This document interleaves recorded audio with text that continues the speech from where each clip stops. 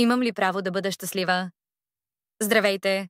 Аз съм фен на сайта още от студентските си години, но напоследък влизам все по-рядко поради лични съображения. Сега изпитвам необходимост да прочета странични и безпристрастни мнения, касаещи моя проблем. От известно време съм във връзка с един уникален мъж. Той въплъщава всичко, което някога съм ценяла у мъжет: лоялност, искреност, чистосърдечност, интелект. Визуално също е мой тип. Разликата не ни е голяма. 6 години е по-голям от мен. Тази година става на 41. Проблемът е, че има хора от обкръжението ми и мои познати, които постоянно ровят и ми натякват, че няма да бъда щастлива с него и че го използвам единствено, за да не съм сама. Даже ми се подиграват, че ходя в апартамента му само да му пера бельото и чорапите и да му готвя.